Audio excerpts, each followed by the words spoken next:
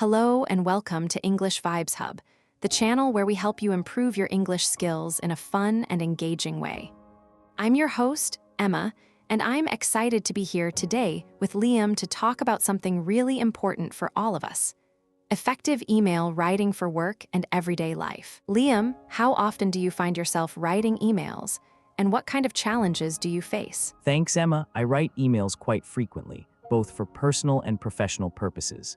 One of the challenges I face is making sure my emails are clear and concise. Sometimes, it's hard to convey the right tone or to ensure that the recipient understands exactly what I'm trying to communicate. I'm sure many of our viewers can relate to this struggle. Absolutely, Liam. Clarity and tone are crucial in email writing. Let's start with something basic but very important: the structure of an email. When you're writing an email, do you follow a specific structure, or do you just go with the flow? Well, Emma, I try to follow a structure. I start with a greeting, then introduce the purpose of the email, provide the necessary details, and finally, end with a call to action or a closing. But I've noticed that in informal emails to friends or family, the structure can be more relaxed. What about you, Emma? Do you have any tips for structuring emails effectively? Yes, I do. One tip is to get straight to the point. This means avoiding lengthy introductions and focusing on the main message of your email. Let's break down this phrase. Get straight to the point is an idiom that means to talk about or deal with the most important part of a subject without wasting time on less important parts. For example, if you're writing to a colleague about a project deadline, you might start your email by stating the deadline and the actions needed, rather than starting with a long introduction about the project's background. That makes sense. Using idioms like get straight to the point can really help in making your emails more efficient. Another phrasal verb that comes to mind when talking about email writing is follow up. Can you explain what follow up means and how it's used in the context of email communication? Certainly, Liam. Follow up is a phrasal verb that means to take further action in a situation, often to check on progress or to ensure that something happens. In email writing, you might follow up on a previous email to remind the recipient about a task or to provide additional information. For instance, if you sent an email to a client about a proposal and haven't heard back, you might send a follow-up email a week later to inquire about the status of your proposal. That's really helpful, Emma. Understanding these phrasal verbs and idioms can significantly improve our email writing skills. Let's consider another example. What about the idiom touch base? How can we use this in our emails? Touch base is a great idiom that means to contact someone briefly, usually to check how they are, to discuss something, or to remind them about something. In an email, you might say, "I just wanted to touch base with you about the meeting next week," or "Let's touch base soon to discuss the project's progress." It's a friendly way to initiate or continue a conversation. I see how touch base can be useful. It sounds like a polite way to start a conversation or to check in with someone without being too intrusive. What about the phrasal verb pick up? Can we use this in the context of email writing, perhaps when discussing projects or tasks? Yes, Liam, pick up can indeed be used in email writing, although it might be a bit less common than follow up or touch base. Pick up can mean to start doing something again after stopping, or to increase the rate or amount of something. For example, you might say, "We need to pick up the pace on this project if we're going to meet the deadline." However, in the context of email, you might use it to suggest resuming a discussion or a project that was put on hold. These explanations are really helpful, Emma. I can see how mastering these phrasal verbs and idioms can make our emails more effective and engaging. Let's talk a bit more about how to apply these in real-life scenarios. For instance, how would you use get straight to the point in an email to a coworker about a meeting? Well, Liam, if I were writing to a coworker about a meeting, I might start my email with something like, "Hi, I wanted to get straight to the point about our meeting tomorrow. We need to discuss the marketing strategy and make a decision on the budget." This approach ensures that the recipient immediately understands the purpose and importance of the email. That's a clear example, Emma. Using get straight to the point in that context makes the email more direct and efficient. What about follow up? How would you use that in an email, especially if you're waiting for a response from someone?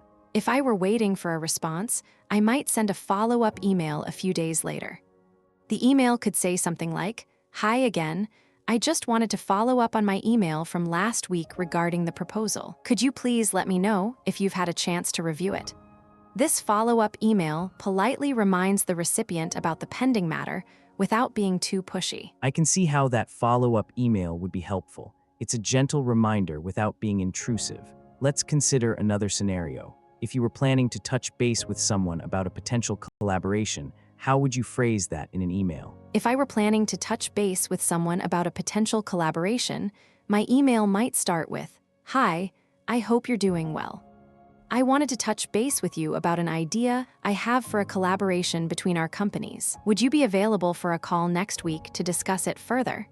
This approach is friendly and inviting, making it more likely to receive a positive response. That sounds like a great way to initiate a conversation about a potential collaboration.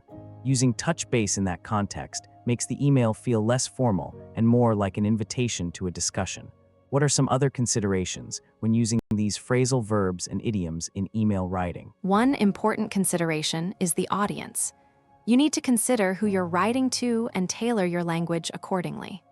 For professional emails, using phrasal verbs like follow up and idioms like get straight to the point can be very effective. However, for more casual emails to friends or family, you might use more relaxed language and idioms that are appropriate for the relationship. That's a good point, Emma. Knowing your audience is key to effective communication, whether it's in email writing or any other form of communication. Let's explore more examples and scenarios where these phrasal verbs and idioms can be applied, perhaps in the context of work projects or everyday conversations. I think that's a great idea, Liam. By looking at more examples, our viewers can get a better understanding of how to use these phrasal verbs and idioms in their own email writing. Shall we move on to some practical tips for applying this knowledge in real-life situations? Sounds like a plan, Emma. I'm sure our viewers are eager to learn how to improve their email writing skills using these phrasal verbs and idioms. Let's dive deeper into some practical advice and scenarios. Before we do that, let's summarize what we've covered so far. We've discussed the importance of clarity and tone in email writing, and we've explored several phrasal verbs and idioms like get straight to the point, follow up, and touch base. These are all useful tools for making your emails more effective and engaging. That's right, Emma, and I think it's clear that mastering these elements of email writing can significantly improve our communication skills, both in professional and personal contexts. Now, let's move on to some more advanced tips and perhaps discuss how to handle more complex email scenarios. I'd like to discuss how to handle emails that require a bit more sensitivity, such as apologizing for a mistake or addressing a complaint. Using the right phrasal verbs and idioms can make a big difference in how your message is received. That's a great topic, Emma. Dealing with sensitive situations via email can be challenging. Let's explore some strategies for handling these types of emails effectively, including how to use our phrasal verbs and idioms to convey empathy and professionalism. One strategy could be to use phrases that acknowledge the recipient's feelings or concerns. For example, you might start an email with, "I understand your frustration regarding the issue with your order." This approach shows that you're taking the time to consider the recipient's perspective. I see what you mean, Emma. Acknowledging the recipient's feelings can help set a positive tone for the rest of the email. What about using follow-up in these sensitive scenarios? How can we ensure that we're following up appropriately without coming across as insensitive? When following up on a sensitive matter, it's essential to be considerate of the recipient's time and feelings. You might say, "I wanted to follow up on our previous discussion regarding the complaint you filed. We've taken steps to address the issue, and I'd like to provide you with an update." This approach shows that you're actively working on resolving the problem and care about the recipient's experience. That's a thoughtful way to handle a follow-up in a sensitive situation. It's clear that using these phrasal verbs and idioms requires a good understanding of the context and the audience's needs. Let's continue exploring more examples and tips for effective email writing in our next segment. I'd like to dive deeper into the world of effective email writing. Emma, can you share a personal story about a time when you had to write a difficult email, perhaps one that required a lot of tact and sensitivity? Actually, Liam, I recall a situation where I had to write an email to a client who was unhappy with our services. I had to pitch in and help resolve the issue by offering a refund and a discount on their next purchase. It was a challenging email to write, but using the right phrasal verbs and idioms really helped to soften the blow. That's a great example, Emma. Softening the blow is a fantastic idiom that can be used in many situations. It means to make something less unpleasant or painful. I've found that when writing emails, it's essential to mull over your words carefully to ensure you're conveying the right message. Absolutely, Liam. Mulling over is a wonderful phrasal verb that means to think carefully about something. It's crucial to take the time to reflect on your words and tone to avoid ruffling any feathers. Speaking of which, have you ever had to write an email that required you to bite your tongue and not say something you really wanted to? Yes, I have, Emma. There was a time when I had to write an email to a colleague who had made a mistake that affected our project. I had to bite my tongue and avoid being too critical, focusing instead on finding a solution and ironing out the issues. It was a tough email to write, but it ultimately helped to clear the air and improve our working relationship. I completely understand, Liam. Clearing the air is a great idiom that means to resolve a misunderstanding or difficulty. It's often necessary to hash out the details and come to a mutual understanding. Let's do a role play to demonstrate how to use some of these phrasal verbs and idioms in a real-life scenario. Sounds like a great idea, Emma. Let's say we're colleagues working on a project, and we need to discuss some issues that have arisen. I'll start by sending you an email, and then we can respond to each other and play out the scenario. Okay, I'm ready when you are. Go ahead and send me that email, and we'll take it from there. Remember to use some of the phrasal verbs and idioms we've discussed, like pitching in and softening the blow. Here's my email, dear Emma. I hope this email finds you well. I wanted to touch base with you about the project we're working on. I've noticed that there are some issues that need to be addressed, and I think we should get to the bottom of them. Perhaps we can hash out the details and come up with a plan to move forward. Great email, Liam. Here's my response. Dear Liam, thanks for reaching out and flagging up these issues. I agree that we need to get to the bottom of them and find a solution. Why don't we schedule a meeting to thrash out the details and come up with a plan? Excellent response, Emma. I love how you use the phrase flagging up to draw attention to the issues, and thrashing out is a great idiom that means to discuss and resolve a problem. Let's continue the role play and see how we can work through the issues and find a resolution. Sounds good to me, Liam. I'll send you another email, and we can keep the conversation going. Here it is. Dear Liam, I've been thinking about our project, and I think we need to scale back our expectations and focus on the essentials. What do you think? That's a great point, Emma. Scaling back is a good idea, and it might help us to stay on track and meet our deadline. I'll send you a response, and we can keep discussing the details. I'm looking forward to it, Liam. Remember to use some of the other phrasal verbs and idioms we've discussed, like mulling over and clearing the air. Let's see how we can use them in context. Will do, Emma. Here's my next email. Dear Emma, I've been mulling over our conversation, and I think we're on the right track. I agree that we should scale back our expectations and focus on the essentials. Let's touch base again soon and clear the air about any outstanding issues. Great email, Liam. I think we're making good progress in our role play. It's helpful to see how we can use these phrasal verbs and idioms in a real-life scenario. Let's keep going and see how we can wrap up the conversation and come to a resolution. Sounds good to me, Emma. I'll send you another email and we can keep the conversation going. Here it is. Dear Emma, I think we've made some good progress on our project. Let's wrap up the outstanding issues and tie up any loose ends. I'm looking forward to hearing your thoughts and moving forward with the project. Excellent email, Liam. I think we're really getting somewhere with our role play. It's helpful to see how we can use these phrasal verbs and idioms to communicate effectively and move forward with a project. I completely agree, Emma. I think our roleplay has been really helpful in demonstrating how to use these phrasal verbs and idioms in context. Let's keep the conversation going and see where it takes us. Sounds good to me, Liam. I'm enjoying our conversation, and I think we're making some great points about effective email writing. Let's keep discussing and see what other insights we can gain. I'm having a great time too, Emma. I think we're really hitting our stride now and having a productive conversation.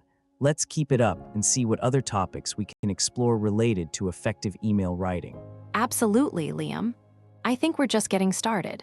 There are so many more phrasal verbs and idioms we can discuss, and I'm excited to see where our conversation takes us next. Me too, Emma. I'm looking forward to continuing our conversation and exploring more topics related to effective email writing.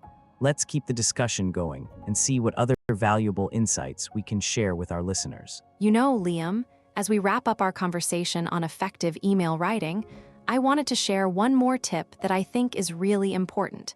It's about using a clear and concise subject line. This is where the phrase "cut to the chase" comes in. It means to get to the point without wasting time on unnecessary details. I love that phrase, Emma. Cut to the chase is so relevant in email writing. If your subject line is vague or too long, it might get lost in the recipient's inbox.